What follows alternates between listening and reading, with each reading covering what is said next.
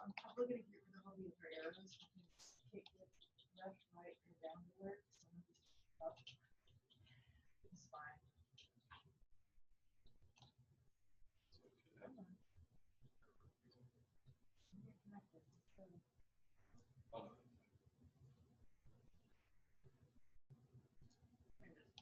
so like opposite.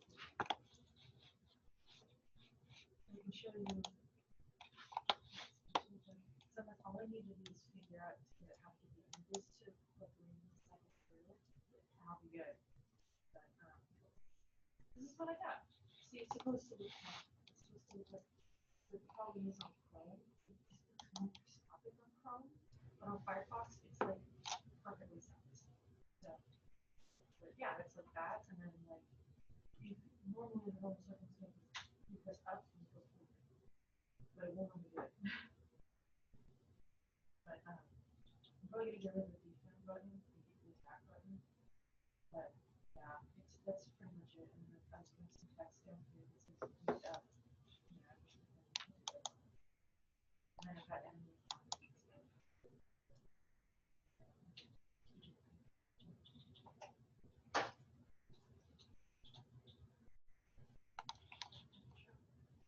Nice expectations.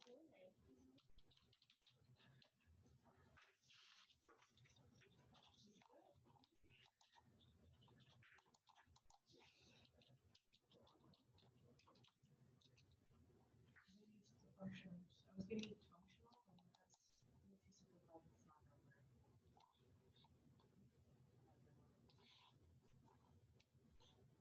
So I've got the two arrays, which I'm probably just gonna get rid of this one because I don't really need it. Because it's just a wall.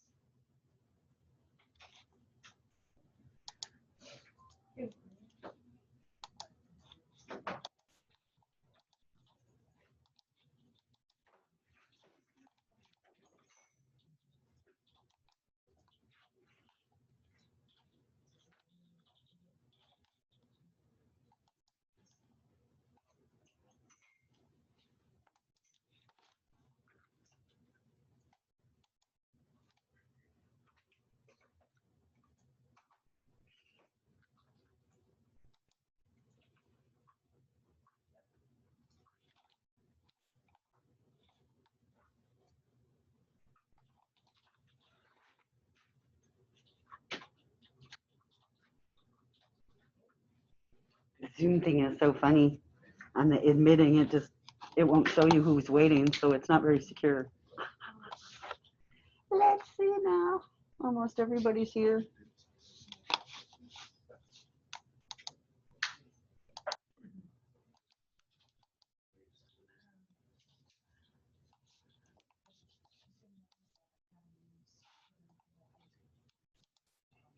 Missing Aaron and Ethan.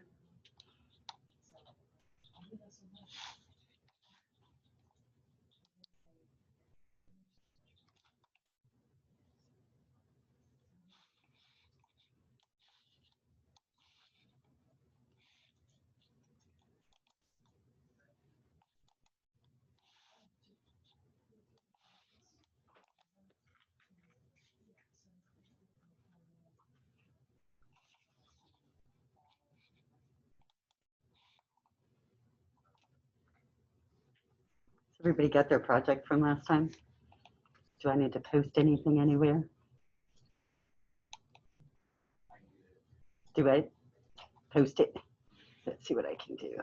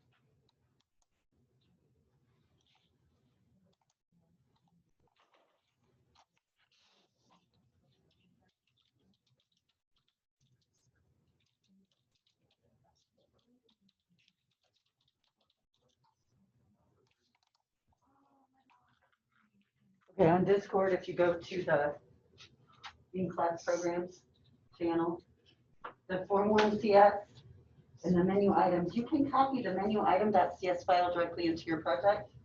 But remember the form stuff, you want to make sure you're just doing some controlled copying and pasting so you don't mangle things. So what mine is, if we look first at the menu item class that we developed last time, we created our menu item and we only put public properties with getters and setters, kind of like the example that we've seen in our textbook, the last chapter, in that, like, to create the class just as quickly as we possibly could.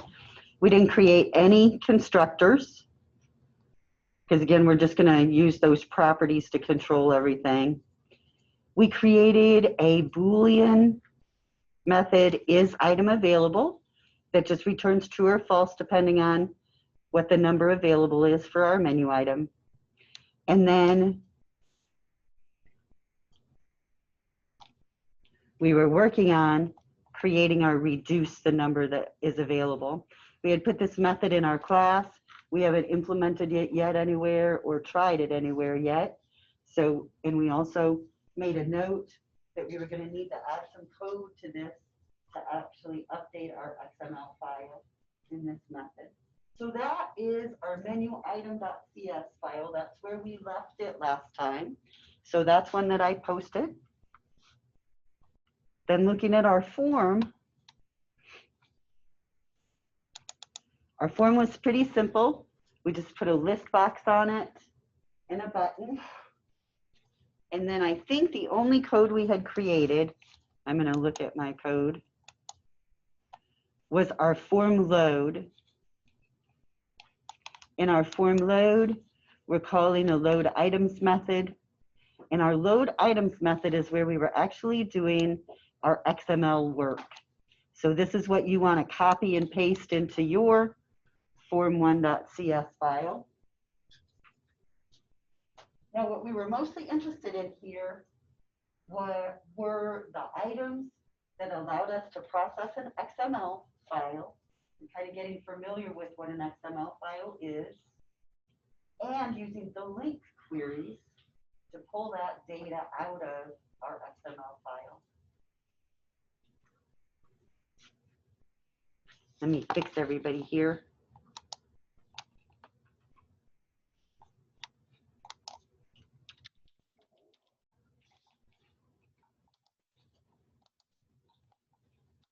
Screen share. All right. Let's see. Ethan hasn't sneaked in yet.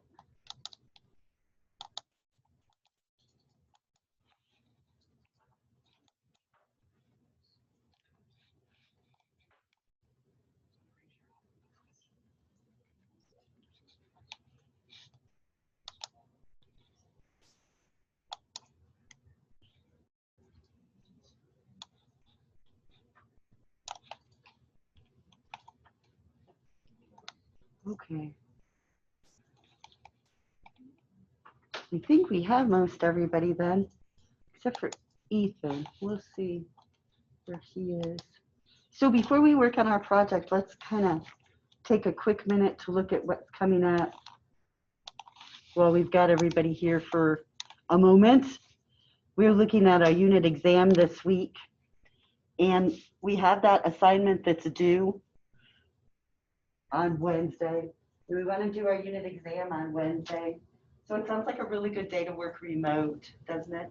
So what we're going to do for our unit exam on Wednesday morning at 8 o'clock, you're going to need to connect to the Zoom session to get the password from me for the unit exam. So you'll take it from 8 to 9:50, just like you were here in class, but you'll do it from someplace else because I won't be here.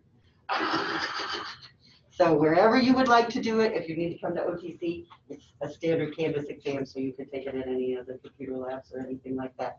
But you will, I am going to leave the access code on there so that you do have to make that connection to the Zoom session to get that code so that I can count you present. And then we'll continue on that way. Now, what is our hands-on? It's a really fun one if you have fun with it.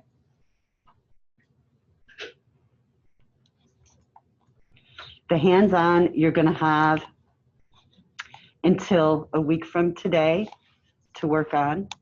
So hopefully the XML one will be a real quick project. I think it should be. So for the hands-on exam, you're going to create a parking garage. And you have some rules here for the parking garage. And if you remember, I mentioned that a couple of times when I was talking about like bit array, data, objects and things like that. You don't have to use one of those, but that would be a good thing. So the only requirements you have here is that you have an ability to save all current tickets as an XML file, which is kind of like what we're working on now. And you have a ticket class. And here's your ticket class. Now, because you're going to be responsible for designing this, you can modify this however you need to. If you decide that your ticket class needs to have other objects, other components, that's fine. Your primary rules are you only have 25 spaces in your parking garage.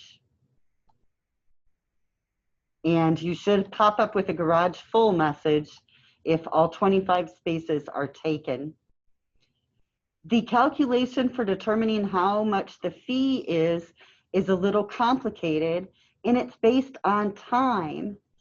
So a lot of people do like to put some sort of testing ability in this application built in so that there is a way to test it without waiting for 24 hours to see if your time calculates correctly. So you could think of a way to implement something like that. Like, you know, what is the current date? So if they're there for 3 hours or less, it's $2. Every hour after that, it's 50 cents. But the maximum charge for any given 24-hour period is $10, and nobody ever parks for more than 24 hours. So that's our kind of our calculation rules for this one. And I've seen this application all the way from practically console-based, which I would not recommend because it's so much more work to do things in a console-based mode. But I've seen it in console-based mode, asking, you know, what parking spot you wanted, all the way to just a beautiful, awesome forms-based application where everything is really, really interactive. And they're all fine. Any of those implementations are fine because we just want to solve this problem. So you challenge yourself and decide what your design is going to look like and proceed with that. Any questions about it? So if you notice it says you can make it something that pops up or in a separate tab or however you want things laid out. So that's just fine to you. Now the actual written test should be very small. There's a practice exam. I've reverted back to that old question bank from the old Doyle book. So remember to look at the practice exam to get familiar with what the question content is. So it should be the same type of material we've been working with, the DLL libraries and using LINQ. So there shouldn't be a lot of other content other than that, but definitely take a look at your practice exam. So the multiple choice stuff is only 30 points and your parking garage is 70. So that's really the majority of the points. We'll show those to each other next Monday. And next Monday we'll start on working with databases. So next week will be a really big week for us because we'll learn how to access the different database servers and get our code kind of oriented to move forward with that. Now, after that, next week, I feel like we're going to be a lot more flexible about working from home and being here. So we'll just kind of keep that in mind. I think that once we've got our database ducks in a row per se, we can all, as long as everybody can connect and we can all work together to look at how to access the databases and how to work with our different tables in different ways. So what I'll basically be showing you is, here is the results of an SQL query. Let's take those results and display them on a form or update them or whatever we need to do with them. And we'll be looking at many different ways we can gather those results using Visual Studio. So we'll be able to create our own native SQL commands, as well as using that data source utility that we were using to create the object tester really quick. So we have lots of options. Mm-hmm. I was just asking, can you also post that into the general? Because I don't have access to the day class program. Oh, okay, sure. Thank you. And actually, Discord finally has made it where I can test things better with some of those access problems. So I need to do that.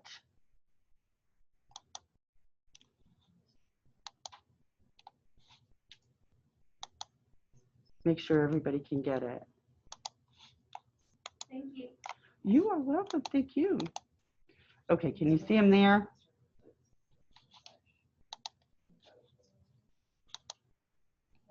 Yep. Thanks. I sure do. I think you guys can see all this stuff and it won't let you, silly thing. All right. Get our project going.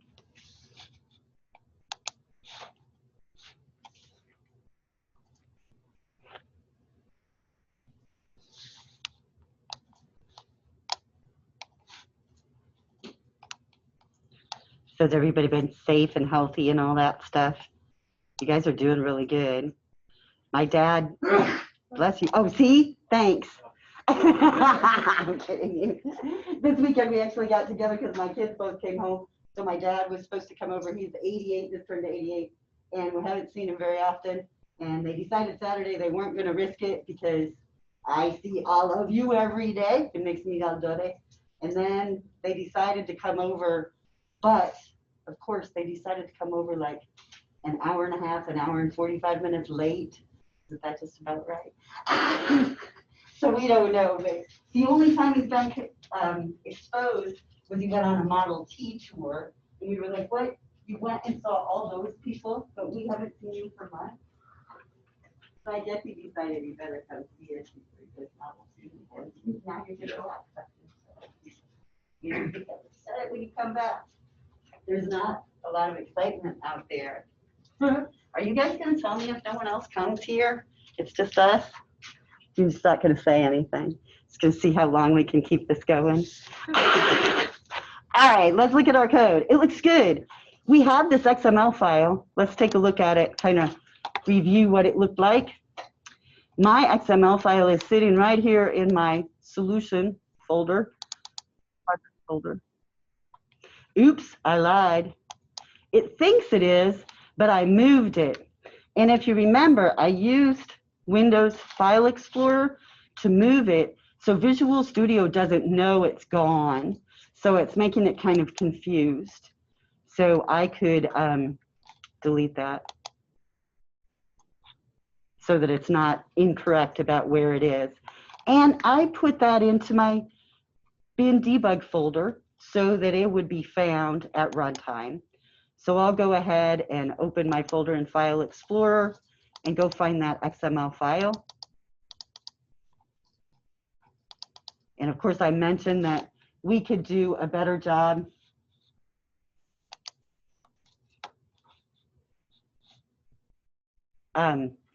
we could do a better job of placement of this XML file within our project folder. I did a terrible job because now I'm having a hard time getting it open in Visual Studio. I'm going to go ahead and change my view to folder view so that I can go into that bin debug folder within Visual Studio and find that XML file to open it in that XML editor. So remember, our XML file is just kind of whatever we want it to be. We have the header at the top that's required, but then our root node, we decide what we want it to be. We have our begin tag and our end tag. So for your assignment, it's going to be like books, right? And then within our root node, we can have multiple data nodes and data elements, each with a begin tag and an end tag. So if I'm working with Walmart and I'm selling them products and I have to do an electronic data interchange and EDI transfer with them, I'm probably going to send them some sort of XML file. And Walmart is going to tell me, for your EDI transfer, I need you to include this account number, this date, this other information. And they're going to kind of say, these are the data tags we expect. And we're going to be able to transfer that data back and forth really dynamically because we're using XML. And Chris and Kelly, when they were talking, they didn't really necessarily mention XML files, but this is the kind of stuff that if the banks were all using things like this, those migrations would be a lot easier, right? Because they would be able to identify data in the way that they were talking. The data is usually compressed and in some sort of unidentifiable format. But if you work for a bank, let's go the other side, do you really want your data to be displayed this friendly manner? So there's all these decisions that we have to always make. Right? Okay, so that's our XML file. We could add as many menu items as we wanted to it. So I'm going to set my view back to my solution and go back to looking at my code. In my form code, there's a few things that I noticed. The big one is as I go in and I start trying to update our XML file, I'm going to need that file name again. And I've got it just hard-coded here in my code. And if you remember, I said putting literals like this in our code is really discouraged. So let's set up a variable to hold that. And I'll make it a class level variable for our form.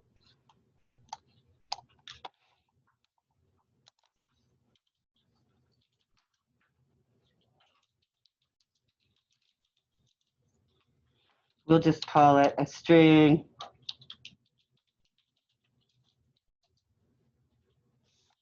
And I want it to just have that value, our menu items.xml, and then we would be able to change that much easier. And then because we're making that change down in our load items method, where we're using that X document load, we're going to say we want to use the XML file name instead of that embedded string that we had earlier. Now, I know that's a really small change, but you know how particular Visual Studio can be when we're working with file names and image files and things like that. So we better test and make sure that we're okay using a string in that way. And I start, and it looks like everything loaded just fine. That looks good.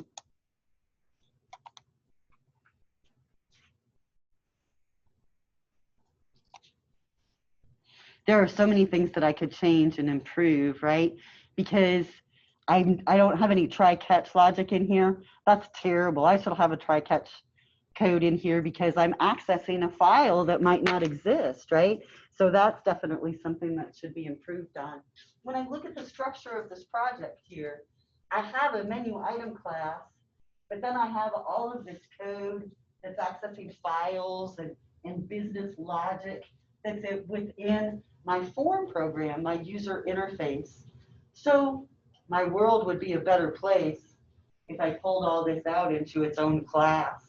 And I had another class that was accessing the XML file, building the menu, things like that.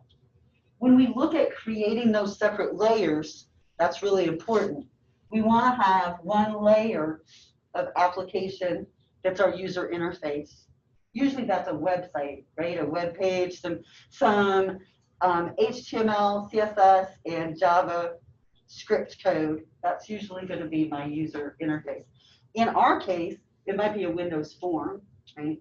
Then we have the business logic. And the business logic is also a separate layer, and I'm going to bring this up again in another week or so. And in our case, our business logic is our menu item class. That tells us what data is important in our menu. That's part of our business. The fact that we access this XML file, that would be menu logic. And right now I have it embedded in our user experience, our user interface. So that's not the best place for it. In the back end would be our data. So I could consider this part is really our back end, getting to our XML file.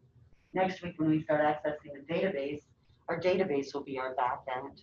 So we'll really start working towards getting the multiple layers in our projects besides working with the database. We'll start pulling those things out. So just be thinking about that as we work with this project, how if we had set this XML file access up in a separate class to be our data access layer, we would be separating out that code. But we didn't, so that's okay. So let's at least put a try catch in here. Where would I want it? Do I want to try before I do the X document load? Or do I want to try before I start trying to read it? Do I? Before I read it would be really good. But I think I could have trouble in the load too.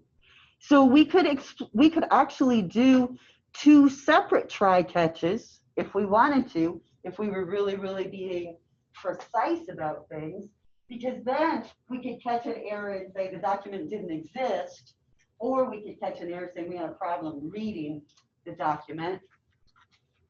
We'll just put one in up here.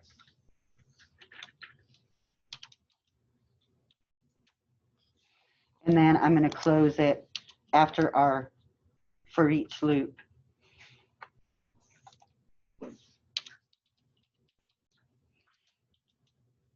In our catch, I'll just catch any sort of exception and call that exception E.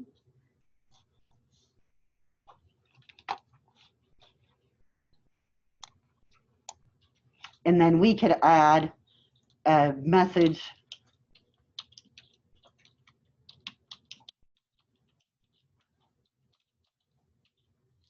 we'll just pop that awful error message into our list. And of course, we have a million different choices here. We could do a message box.show, just pop up an error message to our user. We could have a nice message label down at the bottom of our form to display some sort of error message. Or we can just load it right into the list box. We see people do that a lot. So how could I make sure that that's working properly? I could go up and just change my file name a little bit and cause an error. So I'll run it that way. And now instead of canceling, I get a nice message that it couldn't find our file. So not perfect, but at least it reminds us that we need that try-catch logic in here when we're working with files like that.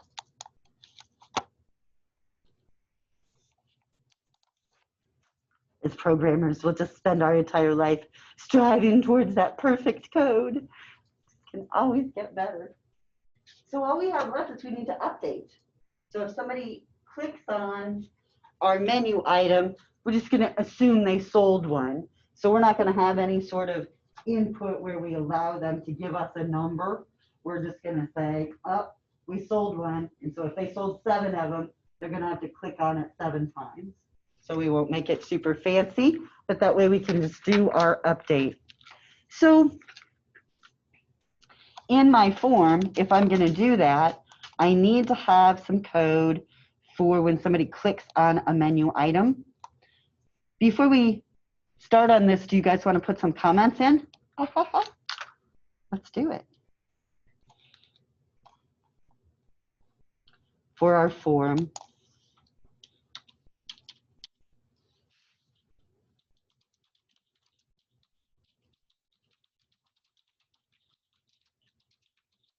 So our class here populates and controls our form.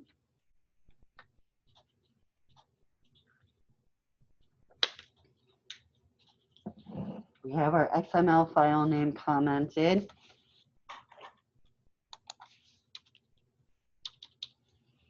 This is our form constructor.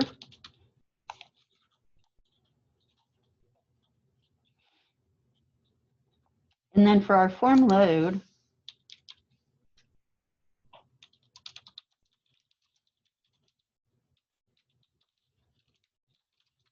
will populate our form. And of course, we could have just put that load items call in our constructor, right? Instead of having a form load method. People like to have a form load method because it is a form and we can make sure that all of that initialization has properly occurred before we do anything, but we would have that option. Now our load items method, I'll put a comment here that says, this method reads our XML file and loads our list box.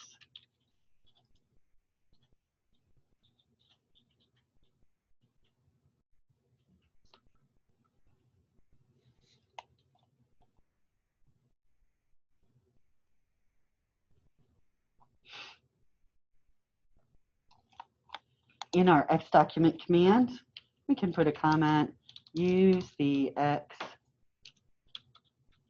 document XML class.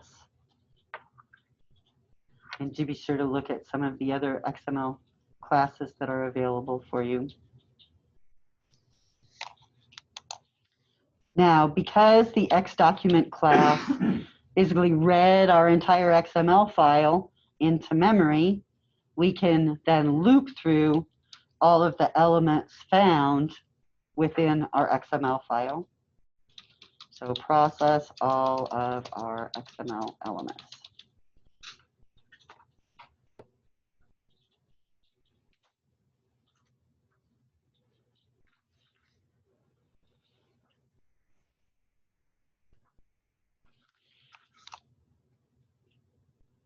Let's go ahead and set up a breakpoint there, add our for each statement, and run.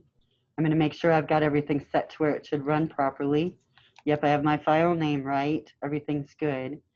What I want to show you is how it actually processes this XML file.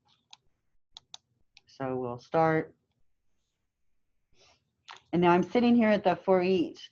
We've already run the xdocument.load command.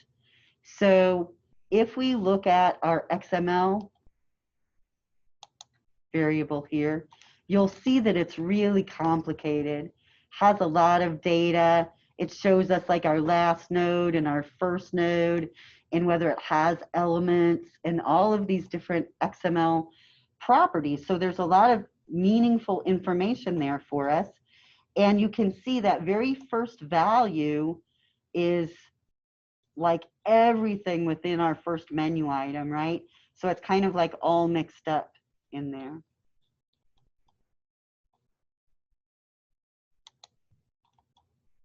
So I'm going to step into it. And now I'm going to start looking at all of the elements within that XML data set that's been loaded. So the first thing we're going to do is create an instance of our menu item class. And if you look down at your locals, you'll see that our menu item right now is null. It has nothing in it. It's just sitting there. So I'm going to press F11 to actually create it. So now we see that it does have some default values for the numeric things and things like that. Now, the first thing we're looking at is this line of code looking for the title. If you look at our XML that's showing up right here, you can see we're seeing these different tag values, these different element values. But which one are we looking at right now? It should be an I. So again, if you look at I, you'll see it has that XML structure. And again, it has all of these different items, menu item things together. It's not until we expand out this next node that we see the different attributes separated. So what's going to happen here when we run this line of code? It's going to search through that element and find the title.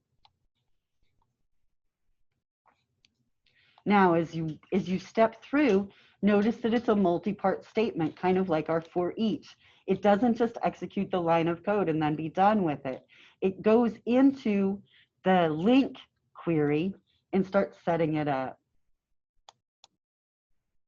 Now, it's telling us that it's going to override and not show us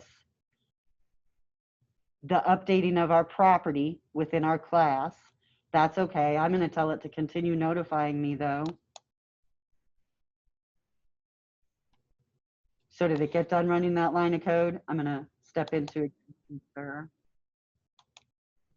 Yes, now it's finally done. Now if we look at our menu item, we see that our description has been added from using that title, or it's getting there. Now as I step through, are we going to get that name also?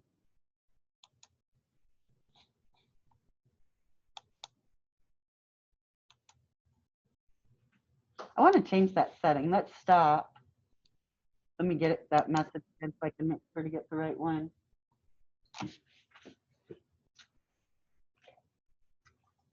In our debug settings,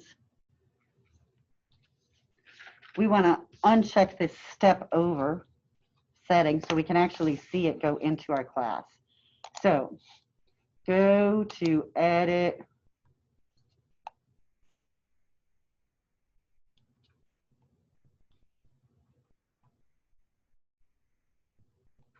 I guess project properties. Debug. Oops, I got to stop running. And in debug,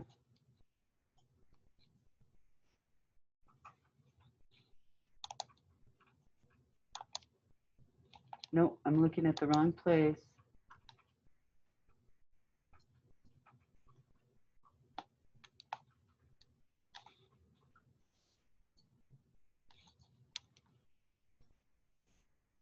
Tools, options. There we go. And under tools options, we want to find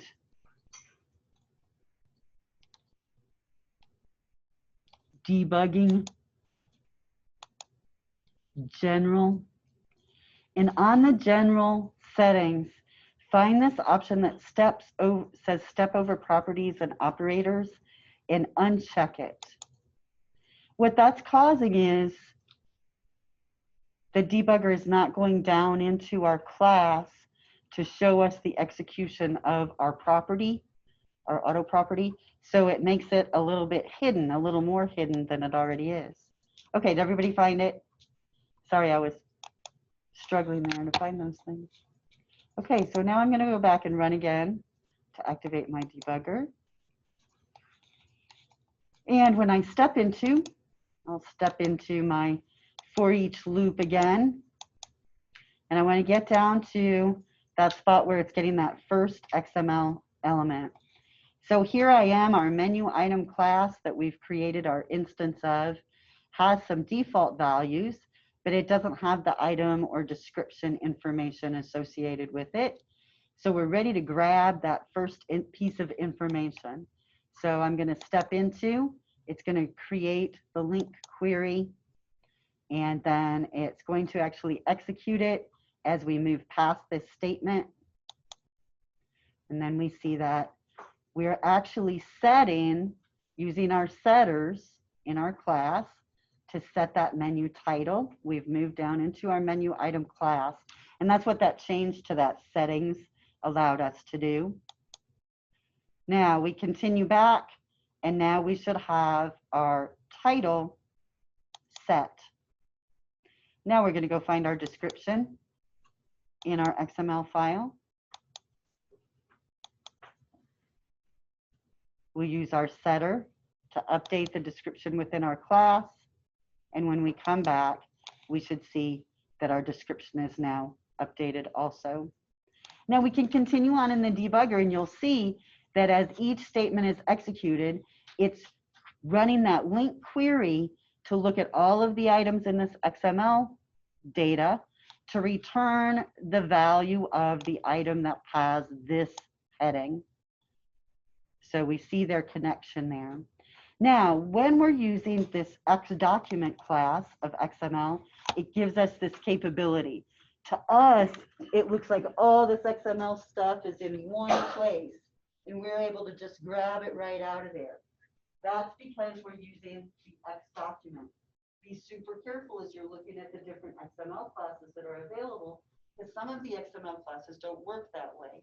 Some of them will only give you one element at a time, and you have to say, what is this element I have right now? Is it the title? Oh, it's the title. Okay, I'll use it to update that.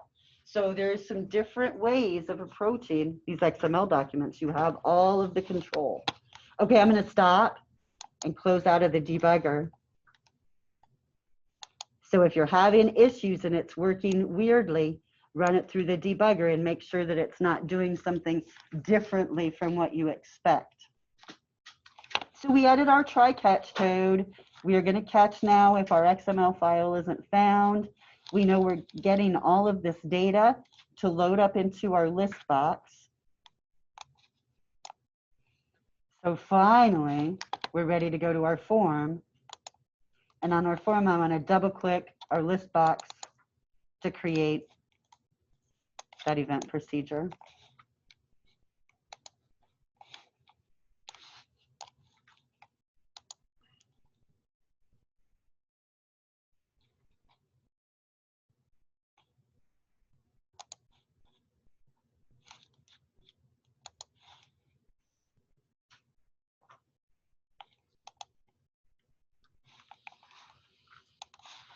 Too much junk here. Let's update.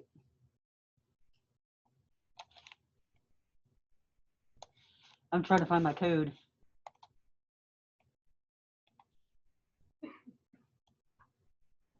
I think we can do it. So, whenever we're working with our load items here, I have a question for you. Do we need to close this thing? How could you find out?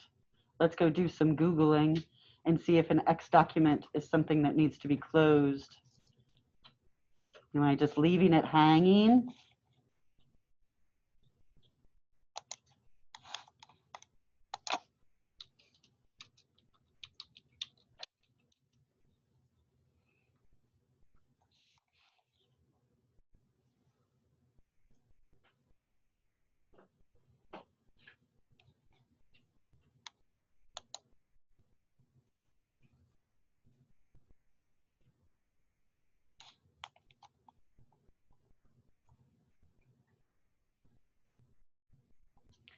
Well, if I look at the documents on Microsoft, I see some really good examples right away of how to create an XML file, an X document, so that might be handy.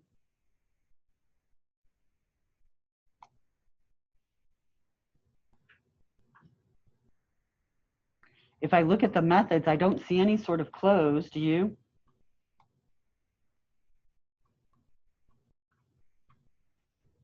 We have load,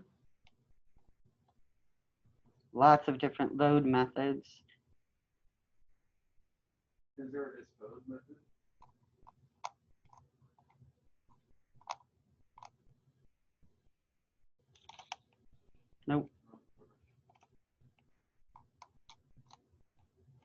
if we look at the example code where they're creating an X document,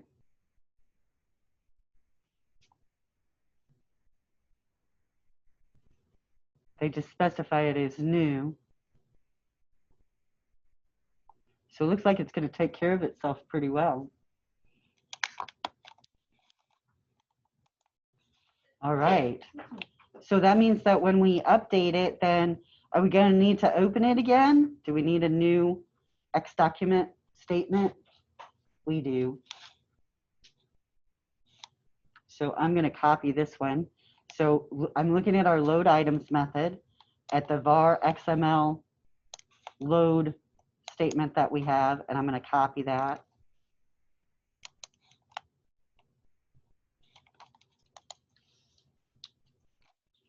Now, right there with me copying that should be enough for you and your brain to say, oh yeah, we should have given it its own separate try-catch because it obviously should have its own method, right? Because I just duplicated that code.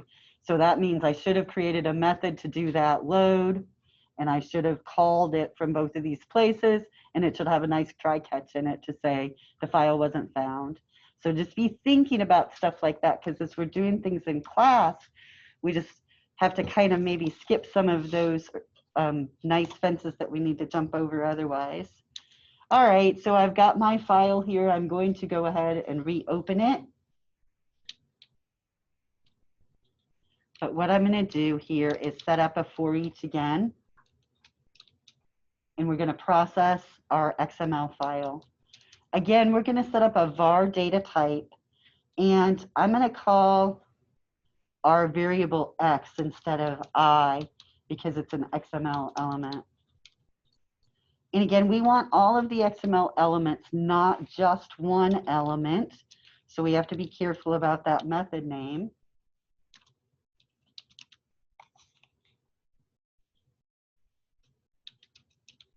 So here we are going to have to do some processing.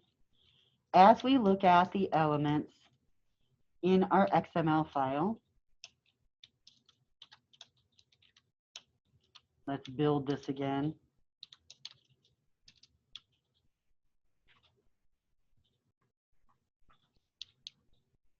Oh, I see why I used I before. I'm going to go back to I here, sorry. Because we name our element X internally in our link query. So we're actually saying, are you looking at the title?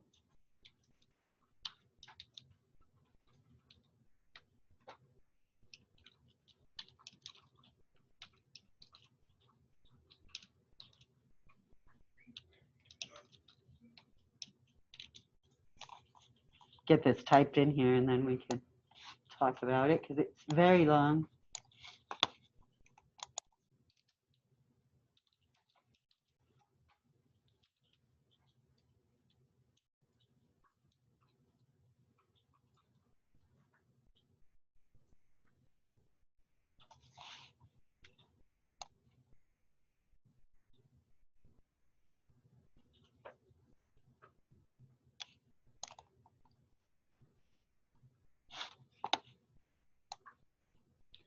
Now, what we need here is something to compare to. So in the code that I'm looking at, it was done a little bit differently, and they're comparing it to an instance of the menu item class. Should we do that? Do we need to create an instance of the menu item class based on the item that they clicked on? We probably should. So let's do that before we start our XML processing. So we need a menu item.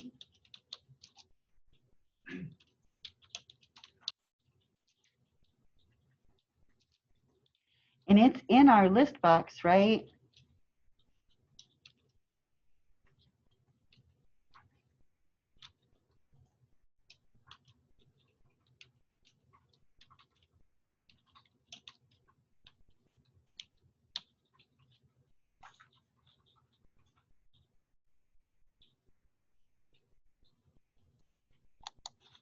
Says it can't convert it, so I'll cast it. So I'm going to say, take that item from that list box based on the selected index. So whatever index is the value of the one they've clicked on, grab the item at that position, cast it as a menu item, and put it into our X item object. So now our X item object should be the line they clicked on, right? The right menu item. So now we can use that to compare. So as we look through our XML file, we want to find the XML element where the title of the XML element is the same as the title of our menu item. So now that we've got that menu item established, we can say X item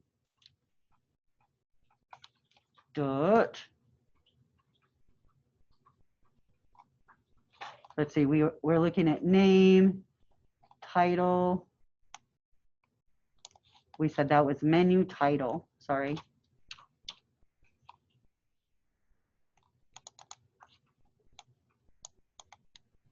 So a really long if statement here. We're saying XML processor, you X document, as you process through all of the elements in that XML file, look at each one's title. And if its title matches the title of the one that the user clicked on from our list, we're ready to process it.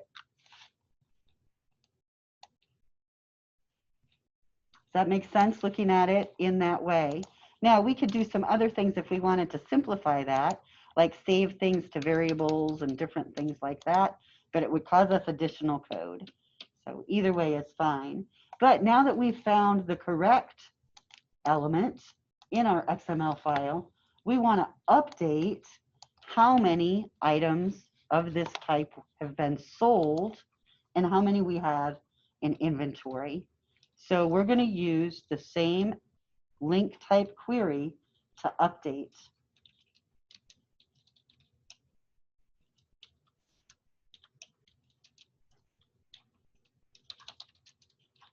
So find the element, the XML element, where the name of that element is num available. And it always says first or default, like, you know, because you could have it in there more than one time.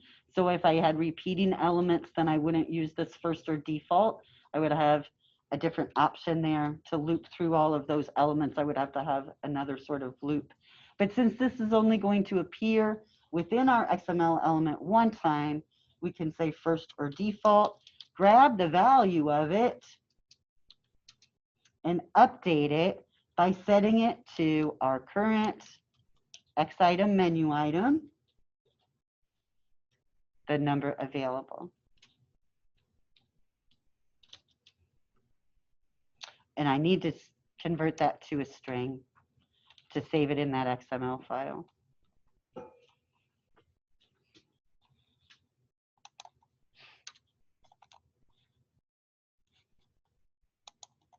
Now we need to do the same thing for our number sold. We're going to go to all of our elements and find the one where, based on this link query, we're looking for the element with the name equal to num sold. And when we find that element, we want to use it, the first one that we find, and we want to update its value. And we want to set its value equal to the number sold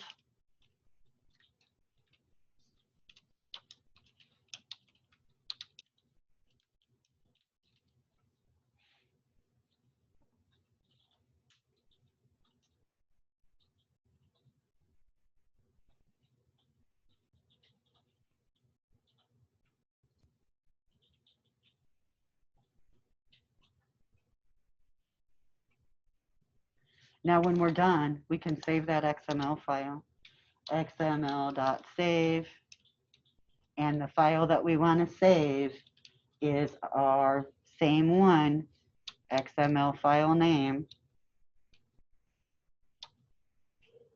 So notice we would have had that string coded in our code a lot of times if we didn't create that variable. Now, our problem is right now that we also put some code in our class file to take care of this. So what I'm going to need to do a little bit of coordinating here. Let's see, in our menu item class, we said that we have this method called reduce available. We need to run this method, don't we, on our menu item so that we're updating it with a new number available and a new num sold. Okay, so that needs to happen before we update our XML file. So right here, when we are establishing our menu item, we're going to reduce the number available. So let's put some comments in there. Grab the selected item and cast it as a menu item.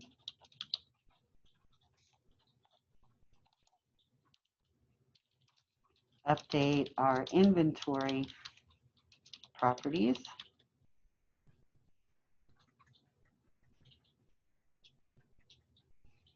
And then we'll update our XML file.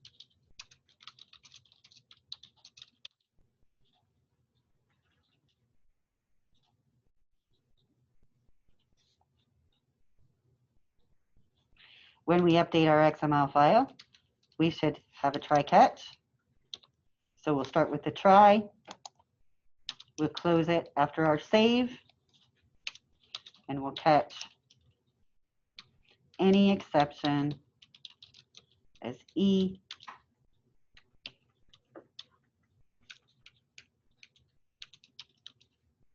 And add that to our list.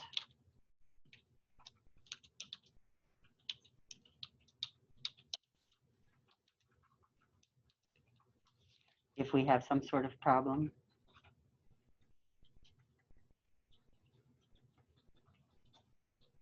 So as we've done this, we've talked about how we could organize things a little bit differently. There's always room for improvement. We could do things a little bit better. But notice how, because we do have things organized, we can add our try-catch very easily without it mangling up all of our logic and all our code. And again, if we were further organized, that would help even that much more. Let's see now if we're working. I've still got a little red squiggly here. Why are you mad at me?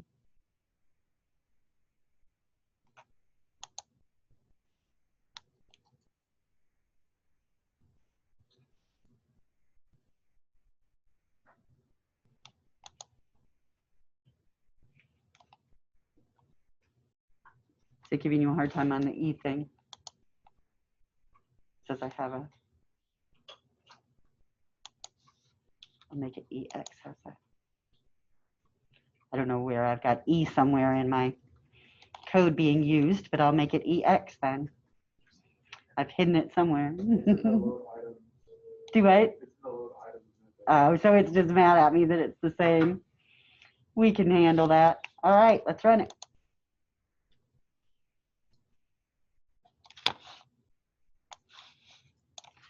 Now, right now, if I update, we're not really going to be able to tell. So I'll click on here. And the way we did it, we don't even need to click our sold one button, do we? So let me click each one and then close it and then open it again and make sure that my counts have changed. It has changed.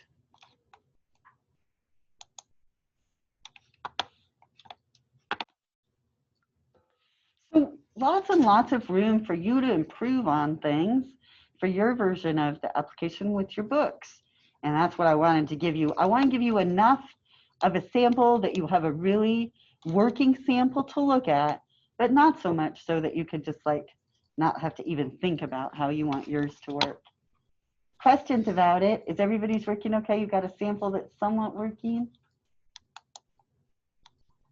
So our books application is going to be real similar, except that you're going to have to show that update to that list box. And of course, that would be pretty simple. In our case, we could run that load items again and clear things out and have it all reloaded pretty quickly with the methods that we have. Okay, so where does that leave us? We have about an hour left today for working on this. And if you want to begin working on your parking garage, or if you want to get out of here, all of those are fine. Rich is saying the same thing too. So all of those are fine. Wednesday, you're going to work from home, log into the Zoom session to get the access code for the exam. Next Monday, we'll look at our parking garage applications together and share. And we'll have this book application to share to either one or both, depending on how you want to look at your code, and we'll go from there.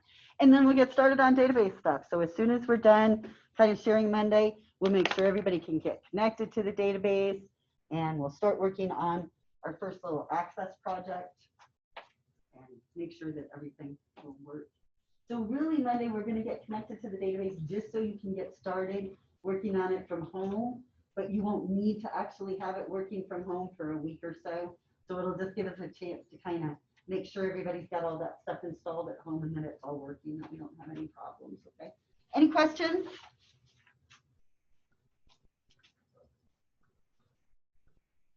Great, let me know if you need anything. I'm gonna stop this thing then.